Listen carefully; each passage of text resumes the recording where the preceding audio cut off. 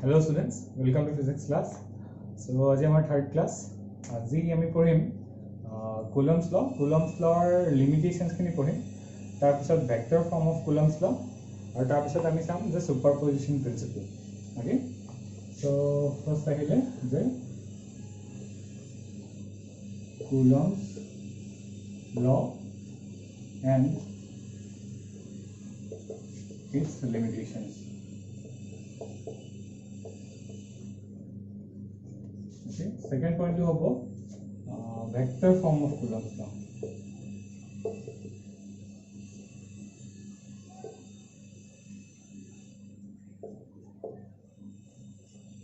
Our third of them is some superposition principle.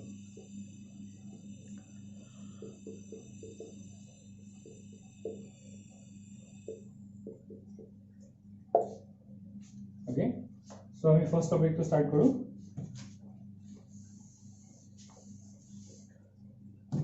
Coulomb's law and its limitations. I mean, Coulomb's law already last class में पढ़ी सिलो. जे तापर हम की गम पालू जे electrostatic force between two charges is directly proportional to multiplication of the charges and is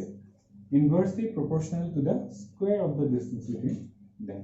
যদি দুটা charge থাকে q1 আৰু q2 তেনে সিহঁতৰ মাজৰ ডিসটেন্স যদি r হয়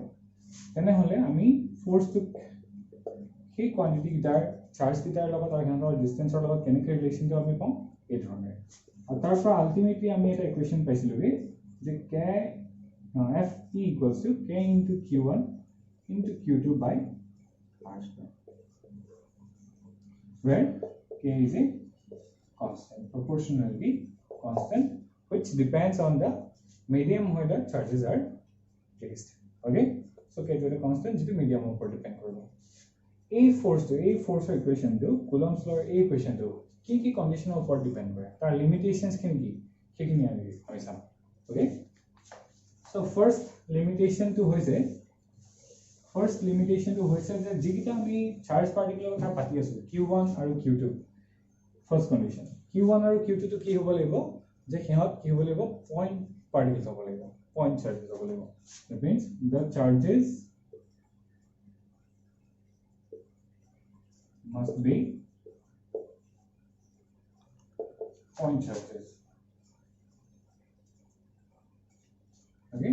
jikta ami charger loisu ebu ki hobo lebo point charge ba charge distribution eta majo difference thake etia ami jodi eta point boli kom ei object to point boli kom jano no kom kyo karon ei ami likhisu da bahut dangor etu ami point boli kom hane so ei bostu ami point boli kyo koisu karon ei horu dekhisu ami কিন্তু যদি হে মই এটা পড়ুৱা হলহেন একদম পড়ুৱা এটা সেই পড়ুৱাটো কাৰণে এই পইণ্টৰ এটা সৰু পইণ্ট হলহেন না এটা ডাঙৰ সাইজে হলহেন আমাৰ কাৰণে যি ধৰণে এই বস্তু ডাঙৰ নিচিনা দেখিছো আমি এই স্ফিয়াৰটো নিচিনা মানে গতিকে পইণ্ট চাৰ্জ বা পইণ্ট এটা ডিফাইন কৰিবলৈ যাওঁতে আমি চাব লাগিব যে আমি কোনটো ডমেইনৰ কথাটো পাতি আছো তো পইণ্ট চাৰ্জ এটা হয়তো সৰু একদম ইলেক্ট্ৰন এটাকো আমি পইণ্ট চাৰ্জ বুলি ধৰিব পাৰো বা কেতিয়াবা এটা বহুত ডাঙৰ স্ফিয়াৰ এটা থকা চাৰ্জটো আমি পইণ্ট চাৰ্জ বুলি ধৰিব পাৰো ডিপেন্ড কৰিব কাৰ ওপৰত যদি হে আমি চাৰ্জ কিটাৰ যেটো সাইজ হ'ব আৰু সেই সাইজটোতকে কিহতৰ মাজত সেপাৰেশনটো যদি বহুত ডাঙৰ হয় তেনে হলে আমি সেই চাৰ্জটো কি বুলি ক'ব পাৰিম যে পইণ্ট চাৰ্জ বুলি ক'ব পাৰিম. ওকে, তাৰ মানে কি হ'ব লাগিব the size of the charge is much less than the distance between them. Distance between the charges. যদি এই কন্ডিশনটো হৈ থাকে তেনে হলে আমি সেই চাৰ্জটো কি বুলি ক'ব পাৰিম যে সেই চাৰ্জটো এটা পইণ্ট চাৰ্জ বুলি ক'ব পাৰিম. ওকে, এইটো কন্ডিশন থাকিব লাগিব ফাৰ্স্ট লিমিটেশন. সেকেন্ড লিমিটেশন কি হ'ব যে যিকিটা চাৰ্জ আছে সেই চাৰ্জ কিটা কি হৈ থাকিব লাগিব ৰেষ্টত থাকিব লাগিব. the charges must be at rest. The Coulomb's law to valid hobole karone charger jeta charger kotha ami batasu সেই charge le ki হৈ থাকিব লাগিব ৰেষ্টত থাকিব লাগিব. Okay, it is the second part limitation. Third লিমিটেশনটো হৈছে লিমিটেশন নম্বৰ 3 থাৰ্ড লিমিটেশনটো হৈছে যে কুলম্বছ ল এপ্লাই হ'বলৈ কাৰণে যেটো সেপাৰেশন থাকিব লাগিব চাৰ্জ q1 আৰু q2 ৰ মাজত that is r a r2 this r is much greater than কি হ'ব লাগিব nuclear range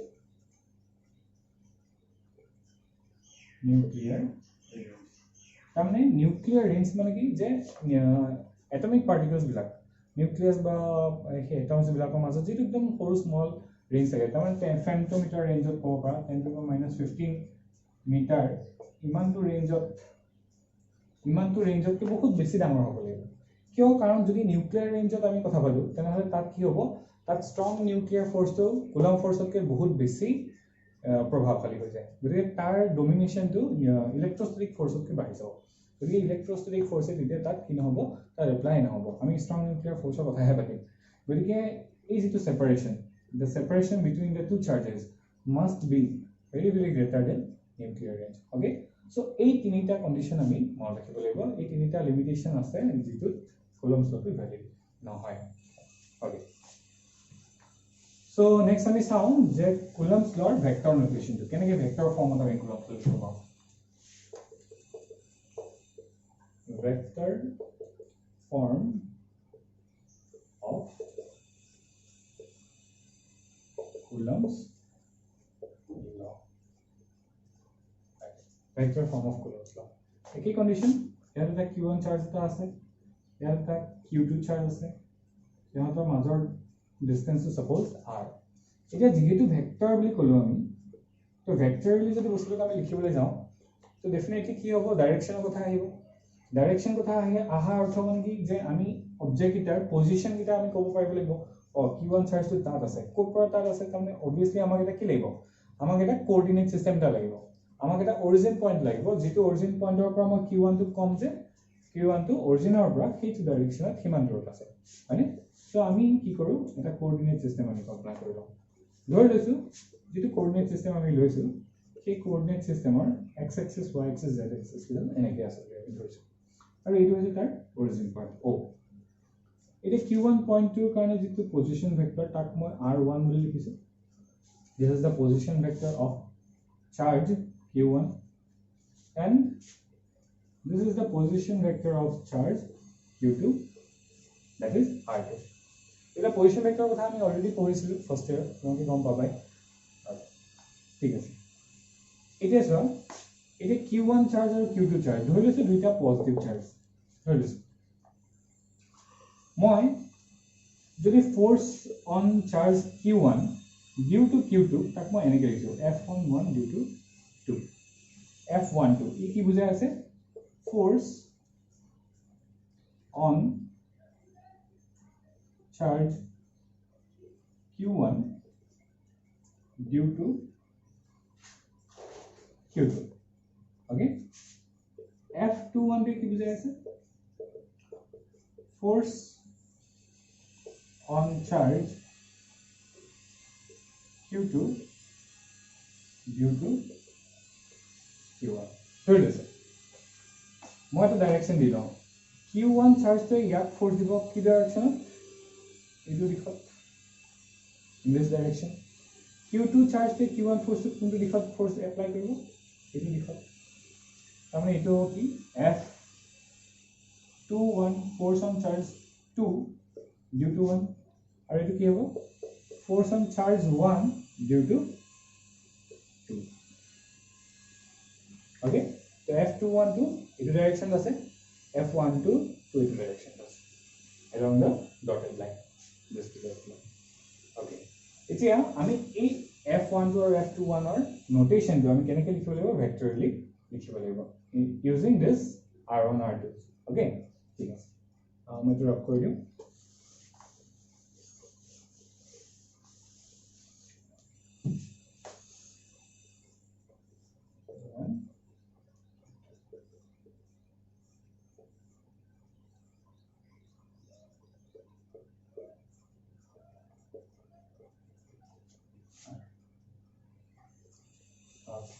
এতিয়া ভেক্টৰলি লিখিলে আমি কি লিখিম যে force on q2 due to q1 okay আমি কি জানো যদি আমি স্কেলাৰলি লিখিলো হেতেন আমি কি লিখিলো হেতেন k into q1 q2 by r square to কি হ'ব যে এই q1 আৰু q2 ৰ মাজৰ ডিসটেন্সটো that is r এতিয়া সেই r টোক মই কেনেকৈ লিখিব পাৰিম ছা যেটো force on charge 2 due to 1 হ'ব তাৰ ডাইৰেকশন কেনেকুৱা হ'ব এটো দিশত তো সেই দিশটো বুজাবলৈ কাৰণে মই নিশ্চয় এটা ডাইৰেকশন কিবা এটা ভেক্টৰ আমি লিখিব লাগিব তো দিশটো বুজাবলৈ হলে আমি কি ভেক্টৰ লওঁ আমি অলৱেজ কি কওঁ ডাইৰেকশন এটা দিবৰ কাৰণে আমি সদায় এটা কি লওঁ ইউনিট ভেক্টৰ লওঁ আৰু এই দিশটো বুজাবলৈ মই এটা ভেক্টৰ দি দিলো এটো হৈছে ধৰি লৈছো r21 ওকে r21 ভেক্টৰ হল এই r21 ভেক্টৰটোক মই কেনেকৈ লিখিব পাৰো তাৰ এই r21 ভেক্টৰটোক মই লিখিব পাৰো magnitude of r21 আৰু তাৰ ইউনিট ভেক্টৰটো এনে ধৰণে তো r21 তোৰ যেটো ইউনিট ভেক্টৰ হ'ব এটো আমি কেনেকৈ লিখিব পাৰিম r21 vector divided by magnitude of r21 vector okay তো মুক লাগে কি যে এই দিশটোত থকা ইউনিট ভেক্টৰটো সেই দিশটোত থকা ইউনিট ভেক্টৰটো কোনটো হ'ব r21 ভেক্টৰ সো মই ইয়াত কি লিখিম যে r21 ভেক্টৰৰ ইউনিট ভেক্টৰ okay তো এই ইউনিট ভেক্টৰটো আমাক কি বুজাই আছে অলৰেডি এই পাৰ্টটো আমাক বুজাই আছে তাৰ ম্যাগনিটিউডটো যেটো অলৰেডি আমি শিকি গলো যে কুলম্ব ফোৰ্সৰ এক্সপ্ৰেছন দিব পাৰো এতিয়া আমি সেই ফোৰ্সটোৰ ম্যাগনিটিউডটোৰ লগত কেৱল দিশটো যদি আমি লগাই দিও তেতিয়া আমি ভেক্টৰ ফৰ্মত পাই যাম আৰু সেই ভেক্টৰ ফৰ্মটো পাবৰ কাৰণে r21 ভেক্টৰটো মই ফিগাৰটোৰ পৰা লিখিছো স্যাৰ আৰু এটা হৈছে এটা ইউনিট ভেক্টৰ এটা এই ইউনিট ভেক্টৰটোক মই ইয়াৰ পৰা লিখি দিব পাৰিম that is r21 vector divided by magnitude of r21 vector okay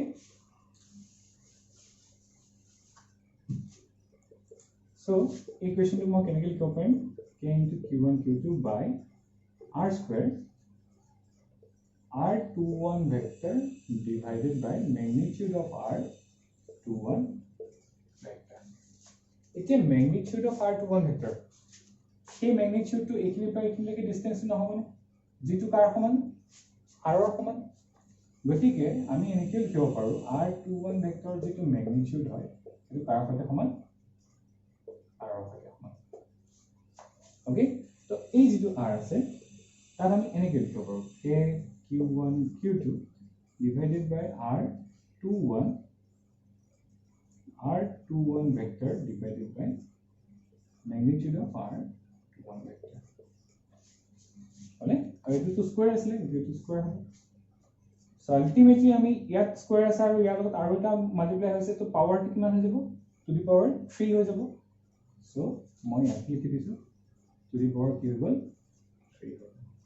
আৰু এইটো হৈছে কি ভেক্টৰ নোটেশন এই ফোর্স কি হয় the force on charge q2 due to q1 এইটো দিশত আছে আৰু মই যদি একে ধৰণে force on charge q1 due to q2 যদি উলিয়াবলৈ যাওঁ মই তেতিয়া কি কৰিম 2 1 ৰ ঠাইত মই উল্টা কৰি দিম 1 2 মানে ইয়াত সবিকে থাকিব খালি ইউনিট ভেক্টৰটো চেঞ্জ হৈ যাব আগতে ডাইৰেকশনটো এনেকুৱা আছিল এবাৰ ডাইৰেকশনটো কোনটো ফালে আহিব লাগিব এইফালে আৰু সেই ডাইৰেকশনটো কেনেকুৱা হ'ব ইয়াৰ পৰা ইয়ালে গতিকে তাক আমি r12 বুলি বুজাইছো এটো দিশত থকা ভেক্টৰটো r12 হল তে r12 ৰ ঠাইত আমি ইয়াত কি লিখিম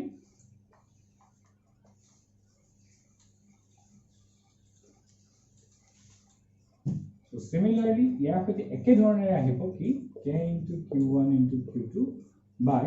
r12 magnitude or cube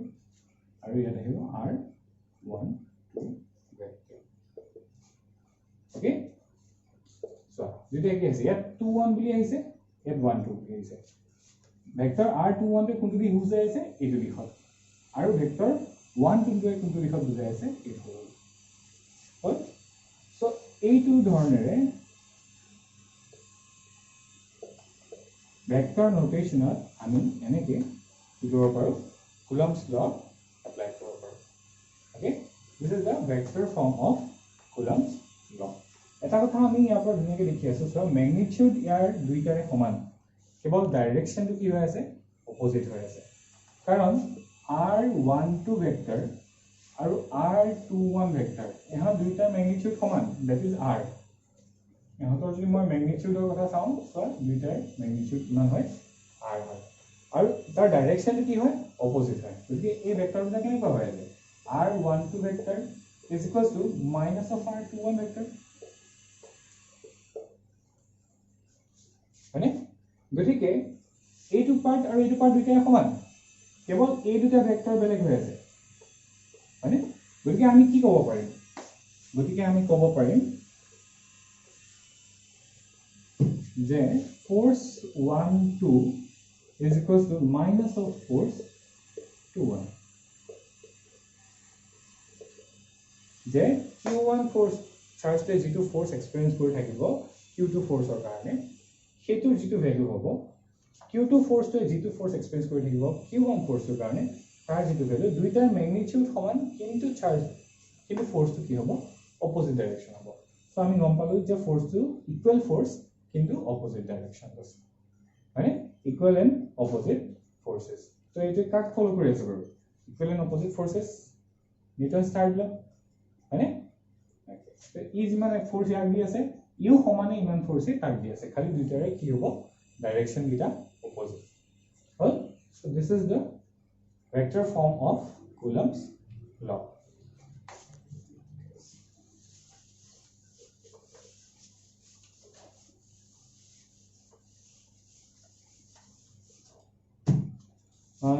ইয়াৰ পিছত আহিব next topic superposition principle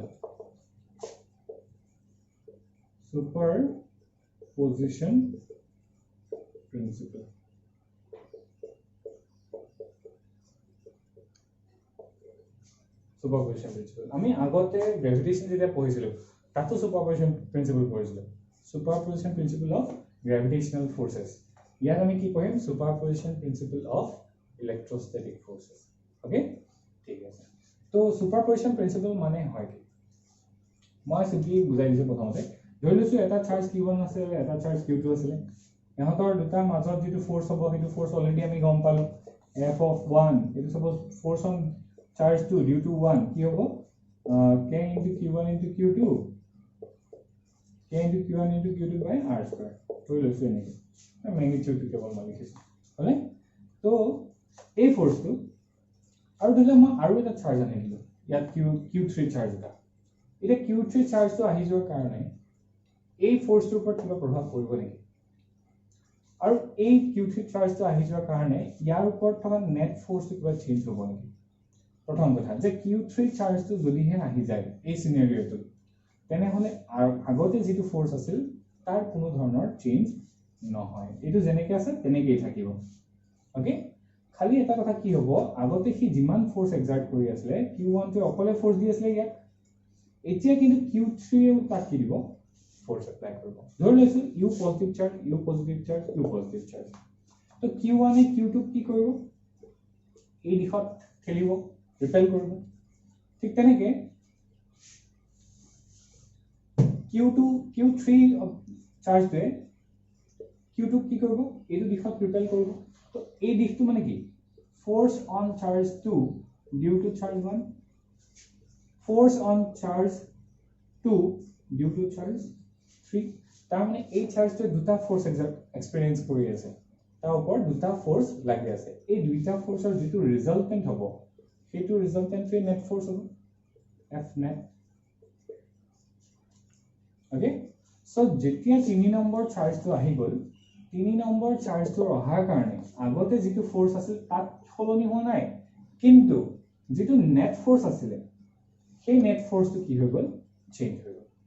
okay আৰু সেই নেট ফোৰ্সটো আমি কেনেকৈ পাম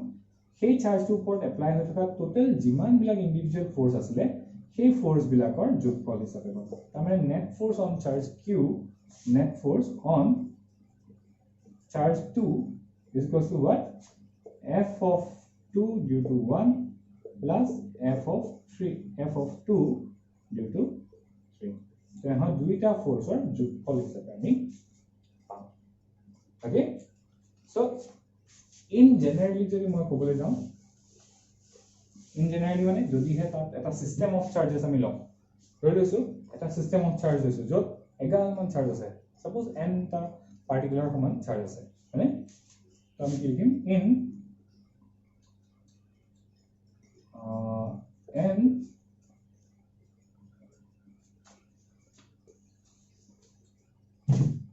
n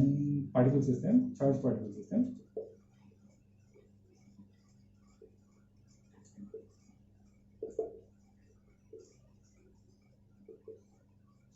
okay আমি n টা particular n টা charge particle এটা system লৈছো in n charge particle system the net force acting on any charge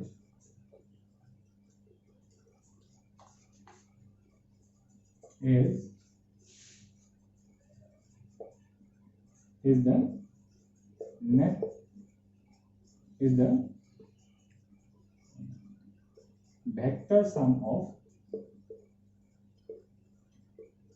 all the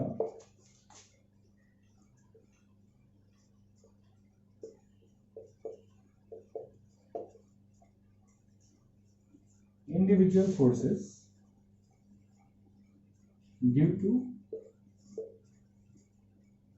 all the remaining charges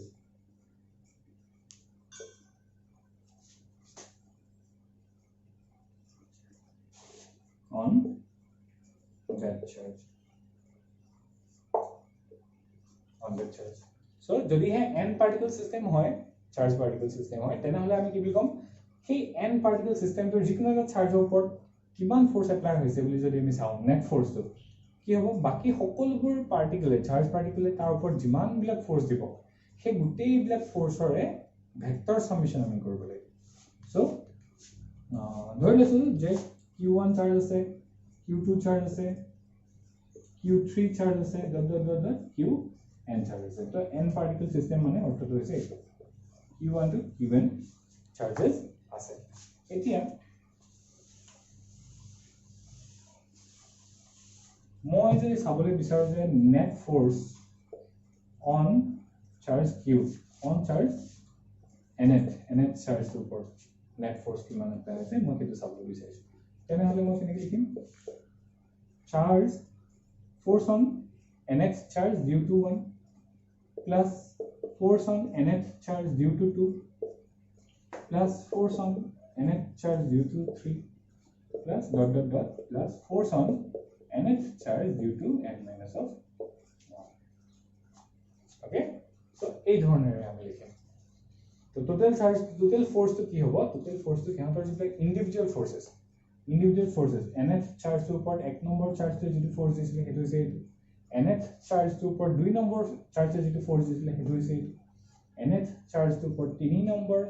চাৰ্জৰ যিটো ফোৰ্স দিছিলে হেতু হৈছে ঠিক তেনেকৈ প্ৰত্যেকটো পাৰ্টিকলে যিটো ফোৰ্স দিব এই গোটেইবোৰ ফোৰ্সৰ যিটো ভেক্টৰ সামেশন হ'ব সেইটো তোমাক কি দিব net force acting on the nth charge দিব তো এইটো কাট হৈ আছে সুপাৰপজিশন প্ৰিন্সিপল অফ বুজাইছে ওকে সো আজিৰ ক্লাছৰ টপিক আমাৰ এটা আছিল মই তোমাক দুটা কোৱেশ্চন দিউ যে তোমাকে ট্ৰাই কৰিবা আৰু সেই কোৱেশ্চন এটা যদি পাৰা ভাল কথা ঠিক আছে মোক অনলাইন ক্লাছত তোমাকে কবা যদি নোৱাৰা কিবা ডাউট থাকে মই অনলাইন ক্লাছত সেই কোৱেশ্চন এটা আকৌ সলভ কৰি তোমাক দেখাই দিম ওকে কোৱেশ্চন নম্বৰ 1 suppose আমাক দুটা চাৰ্জ দি আছে q1 equals to 5 into 10 to the minus 6 coulomb and q2 equals to 3 into 10 to the minus 6 coulomb মানে q1 কোন আছে at 1,3,2 আছে মিটাৰ পজিশন দিয়া আছে আৰু q2 চাৰ্জ দিয়া আছে at 3,5,1 হল so মোক লাগে find F12 and F21 okay F12 আৰু F21 কিমান হ'ব সেইটো question number 2 এটা ইকুইলেটাৰেল ট্ৰায়াঙ্গল দিয়া আছে Q1 Q2 Q3 okay Q1 equals to 5 coulomb Q2 equals to 4 coulomb Q3 equals to 3 coulomb আৰু এটা গোটেইবোৰ সাইড হৈছে 1 মিটাৰ 1 মিটাৰ 1 মিটাৰ okay এতিয়া মোক লাগে find force on Q3 net force on Q3 find net force on Q3 এই Q3 charge to উপৰত net force কিমান apply হৈ আছে সেইটো লাগে